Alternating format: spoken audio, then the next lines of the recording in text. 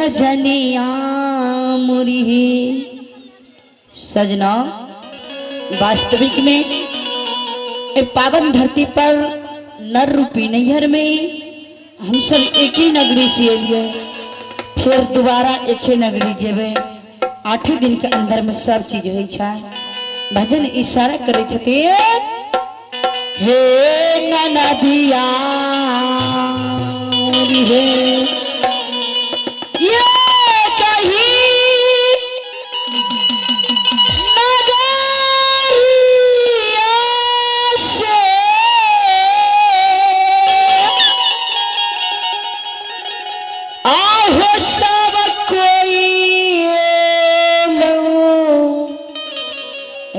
सजनिया मुरी। ये कही नगरिया में खारे। सजना ध्यान देवे, ये कहिए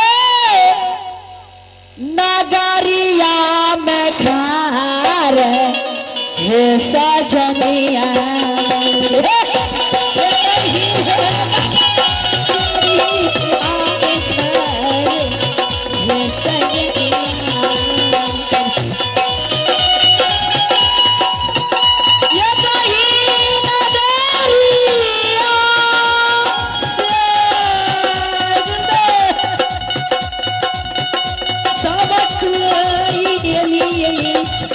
सजनिया या हे सजनिया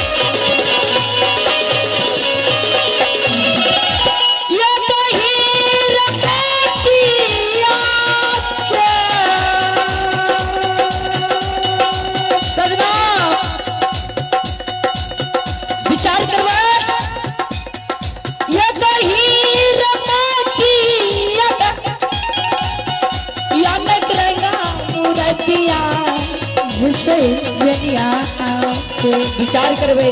परम परमात्मा सतपुरुष की मटिया का परम परमात्मा अनेक रंग कुम्हार की तरह अनेक अनेक प्रकार के पावन धरती पर मूर्ति बना के नर रूपी नैहर में भेजने छथिन और दर्शावे छथिन रानी इंद्रमती के नाम।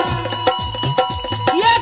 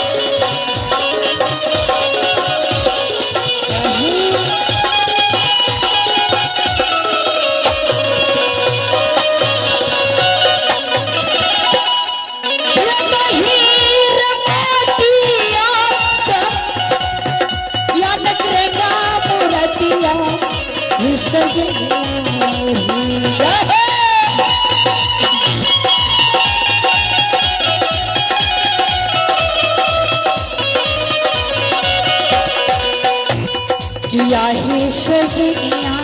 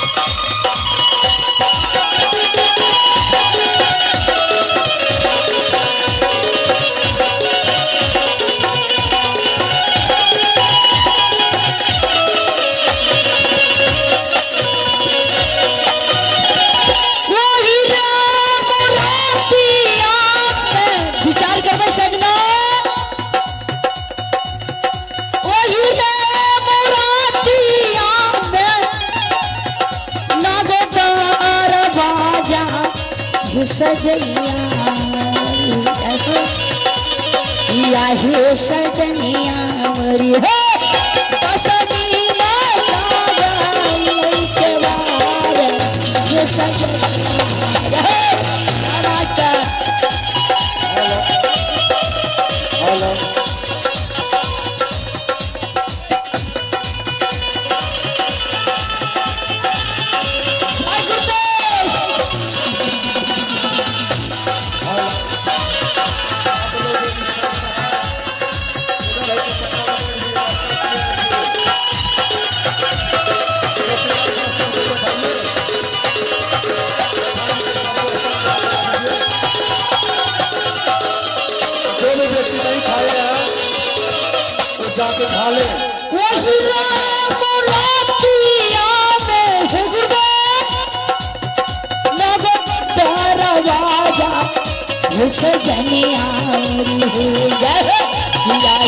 सजनिया